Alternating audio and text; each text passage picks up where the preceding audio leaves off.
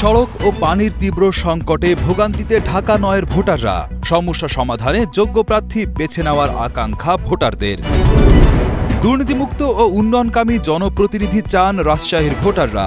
বিতর্কিত কর্মকর্তাদের নির্বাচনী দায়িত্ব থেকে সরানোর দাবি। সংসদ ভবনের দক্ষিণ প্লাজায় খালেদা জিয়ার স্মরণে শোকসভা আজ।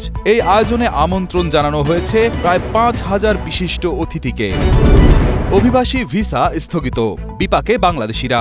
যুক্তরাষ্ট্রের পক্ষ থেকে অভিবাসী ভিসা স্থগিত করার সিদ্ধান্তটি বাংলাদেশের পরবর্তী নির্বাচিত সরকারের জন্য একটি বড় চ্যালেঞ্জ হিসেবে দেখা দিচ্ছে। অতিথি পাখি শূন্য জাহাঙ্গীরনগর, হতাশ দর্শনার্থীরা। লেক ব্যবস্থাপনায় চরম গাফিলতি এবং পাখিদের নিরাপত্তার অভাবই এর প্রধান কারণ বলে দাবি গবেষক ও শিক্ষার্থীদের।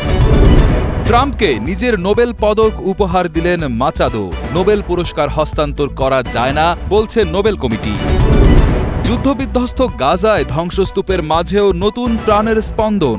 ইসরায়েলি বাহিনীর নিরন্তর হামলা আর ধ্বংসস্তূপের মাঝেই নীরবে সম্পন্ন হচ্ছে বিয়ে আর জন্ম নিচ্ছে নতুন শিশু।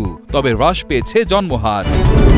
নির্বাচন ঘিরে চাঁপাইনবাবগঞ্জের সীমান্তে ভারত থেকে আসা অবৈধ অস্ত্রের ঝনঝনানি। অনেক অস্ত্র অবৈধভাবে দেশে আসছে বলে দাবি স্থানীয়দের। সাভারে দূষণ ছড়াচ্ছে অবৈধ সীসা কারখানা। পাশাপাশি বায়ু দূষণে বিপর্যস্ত সাভারের জনজীবন। বিশেষ করে অবৈধ সীসা কারখানা সহ বিভিন্ন শিল্প প্রতিষ্ঠান ও বাসাবাড়ির বর্জ্য পোড়ানোর ধোঁয়ায় প্রতিনিয়ত বিষিয়ে উঠছে পরিবেশ।